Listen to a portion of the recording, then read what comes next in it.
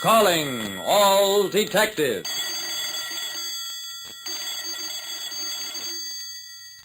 When a tipster offered one tip too many, what he staked on the last one was his life.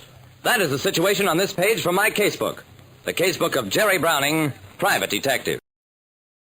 Sometimes a private detective like me, Jerry Browning, can be trusted by too many people. The man who came dashing into my office late one afternoon leaned against the door and gasped for breath. God, excuse me, Jerry. Too many cigarettes. They're cutting me wind. It was good thing Georgie, a racetrack tipster. Do cigarettes also make you look that white, Georgie? Georgie left the door, wobbled to a chair. I just dropped by to pass the time of day. The knocking hit Georgie like the crack of doom. It's Wiggles in his mouth. Don't let him get me, Jerry. There was no place to hide in the tiny office, and besides... Hello, Georgie. I thought you'd be in here. Listen, Wiggles, I can explain everything. The horse didn't feel good. The jockey's eyesight. They quarreled him at the rail. They don't shoot, Wiggles. Please don't shoot. That's when I decided to talk up. Yeah, don't shoot, Wriggles. Now, this gun in my hand will go off, too. One of Wriggles' boys mumbled. I'll take Browning, boys. No. Browning is strictly a reasonable guy. After we explain it to him, then we can take this joker Georgie and croak him where it's quiet. A racetrack tipster took refuge in my office from a vengeful gang. Wriggles ignored the gun in my hand, walked over to my desk. Browning, if a guy tells you a race is fixed 6 different ways, the jockey is his brother-in-law. He knows the favorite has a bull tendon and that the other jocks have got together to throw the race. When you get all that and bet 20 grand, and the horse not only he doesn't win but comes in last, then I ask you, as one reasonable guy to another, am I entitled to croak him? Georgie, did you tell Wriggles all that? Well, maybe I did make it a little too strong. You see, Browning. Okay, Georgie, leave us get going. Georgie ran to the desk, cowered behind me. Now, wait a second. Maybe we can work this thing out. Wriggles sat down. Sure. He pays me $20,000, and I call the whole thing a gag. I didn't have to look at Georgie to know that getting even $20 from him would rate as the best trick of the day. But just then... Sure, Wriggles. I can get you even, Wriggles. Sure thing. Hedged all ways. Let me tell you the story. Wriggles hesitated, but he couldn't resist a story. No gambler can. 20 minutes later, we were on our way to Louie's Hamburger Heaven.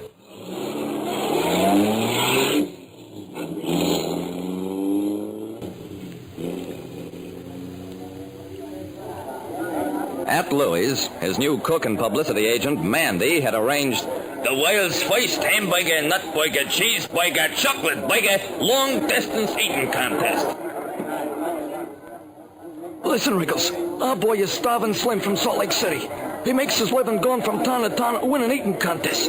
He's a ringer, see? Well, who's against him? And how's this smart money betting? I tried to get a word in. Georgie, are you sure you know what you're doing? Sure, I'm sure. The opposition's four-square Tommy Roach. He's a bouncer out at Pete Mordell's casino. Strictly a bush league eater. But all the fast money boys are backing him. 4-1 we get. You put up 5 grand, collect 20, and we're all even. Okay. But if we lose, not only do I croak you, but first I cut you up for fish bait. Wriggles had no trouble getting his bet covered. The two eaters, the tall, slim one from Salt Lake City, and the roly-poly local boy started in fast. 3 dozen nut burgers coming up. Foursquare slowed down, eyed his 26th dish, a chocolate burger, with distaste. He hesitated, while Slim ate stolidly on. Finally, Foursquare pushed his plate away at the same moment that Starving Slim collapsed over the counter. When we got to him, this man is dead. Foursquare is the winner. On account of he's still alive. Come on, Georgie. You and us got a date with the fishes. Just a second. Nobody moves. This man didn't die of overeating. He was murdered. It was a desperate stab in the dark, a stall for time, and it got me plenty of action. Cover the doors, boys. Nobody gets in. And especially nobody gets out till Browning finishes this. So there I was, right in the middle of maybe 40 cutthroats packing enough hardware to open a Remington branch office. I want to see that plate Slim was eating from, his last chocolate burger. Mandy, the cook, slammed the plate down in front of me. I fixed this chocolate burger with me own hands. Okay, wise guy. Then eat the rest of it. Mandy was willing, but I pushed him out of the way. Then I turned to Georgie. This is the second time, Georgie, that a sure thing has gone wrong for you. Just how did you happen to know that Slim was a ringer contestant? And who rung him in? There was a long, thoughtful silence. I turned my back on the white-faced Georgie, addressed Pete Mordell, at whose casino the winning four-square was employed. Pete, you're a very smart operator. The gambling joint Wriggles runs is real tough competition for you, because he runs an honest place, comparatively speaking. Now, would you maybe have hired Georgie to put Wriggles out of business with some bum bets? Browning, this is the fourth bum bet that Georgie has fed me. Take him, boys! Nobody moves who wants to live. Georgie and Pete Mordell are my prisoners. It's a funny thing. I've seen it happen time and again. One man with a gun, he can hold off 40 men with guns, because nobody wants to be the first to die, if you sound determined enough. I'm taking these two men to headquarters, where we'll have this food analyzed. Jerry, I'll talk.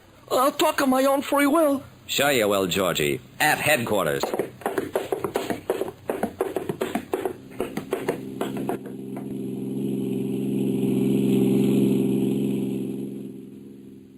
It was a plot to ruin Wriggles, of course. While one of Pete Mordell's boys distracted Mandy, another put the poison into poor Slim's food. His last eating contest. Georgie and Pete were both sent up for life stretches, but Wriggles never got his money back. He had to close up. Like I said, it's fine to be trusted by a lot of people, provided you can pick the people you'd like to be trusted by.